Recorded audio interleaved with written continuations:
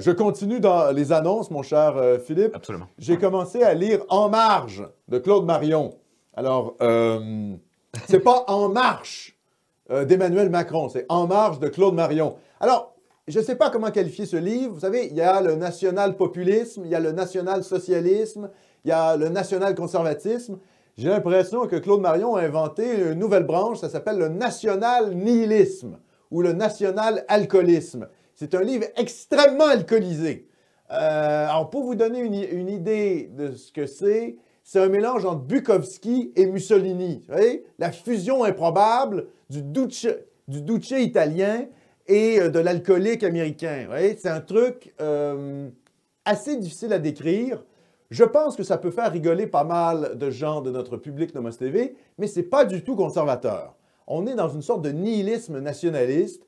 Donc, le public catholique traditionnel, ne lisez pas ce livre, ça ne vous plaira pas. Vous allez considérer que c'est de la littérature un peu décadente, hein, Bukowski, vous voyez? Sauf que les autres, les gens qui sont un peu perchés, vous allez peut-être aimer ça. Alors, je vais vous lire les premières pages. Il y a quelqu'un qui dit dans le chat l'anarchisme de droite. Il y a un côté anarchiste de droite, mais là, très à droite, vous voyez? Alors, je vais vous lire un peu les premiers paragraphes.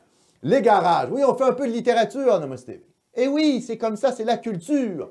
Hein, quand on défend l'Occident blanc et chrétien, on défend aussi la culture. On ne défend pas juste, politique. Ça. Non, on défend aussi la culture. Hein, éventuellement, on aimerait ça avoir une émission culinaire, Nomos TV. Pourquoi pas? Une émission littéraire, on a déjà une émission philosophique. Alors, on y va en termes de littérature. C'est comme ça, vous suivez Nomos TV, vous allez voir un petit peu de littérature. Les garages, voilà comment ça commence. Je ne suis plus un écrivain. Je suis un homme rendu malade par votre couardise et votre soumission totale. Je me nourris essentiellement de café, de tabac et de cocaïne. Je ne crois pas en une révolution de bon sens. Je fume et je bois pour ne pas mourir trop tard, par plaisir aussi. J'écris sur un petit PC blanc acheté d'occasion, posé sur une chaise. Je suis assis sur mon lit, je bois un café. Je tape sans trop réfléchir à ce que je tape. Je rêve souvent de génocide la nuit. Proust n'a pas existé à mes yeux. Mes rêves et mes visions d'apocalypse m'ont fait perdre tous mes amis, d'indécrottables et médiocres gauchistes, professeurs d'allemand et autres vendeurs de merde en food truck. La musique rock est la route la plus courte pour arriver au conformisme. Il y aura de la musique rock tant qu'il y aura des adolescents attardés en bisbille avec Papounet. Il me semble que les esprits plus libéraux s'acoquinent avec le jazz ou la funk. Je hais les noirs. Je ne supporte pas de voir une blanche avec un noir dans la rue. Ce devrait être le procès direct. Je me suis acheté une Nintendo Switch avec Zelda que j'ai immodérément appréciée. J'ai cassé la gueule à 3 Arabes dans ma vie. Je ne possède que 4 jeans, 4 t-shirts, mais une bonne quinzaine de caleçons.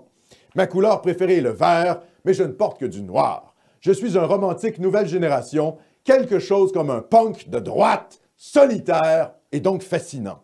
Il y a une façon d'écrire de bons livres, il n'y en a pas pour écrire des livres immortels. Il m'arrive relativement souvent de petit déjeuner avec des nouilles asiatiques, soit au curry, soit au poulet. C'est économique et mangeable. Le café que je me suis préparé tout à l'heure commence déjà à tiédir. Je considère Michel Onfray comme un philosophe de bistrot, un tigre en papier, un caresseur dans le sens du poil pour professeur des écoles ménopausées et gauchiste à dreadlock. Sa politique du rebelle est une farce de soumission. Je considère Michel Houellebecq comme un écrivain très banal, très tiède dans ses idées et très vendu au système. Les images de son mariage étaient à pleurer de rire ou de pitié. Il n'y a pas que le style que j'apprécie chez Céline. Je pense qu'il est très important d'entretenir sa forme physique en faisant par exemple des pompes. Mais voilà que je me suis fêlé une côte en me battant l'autre soir avec un gredin.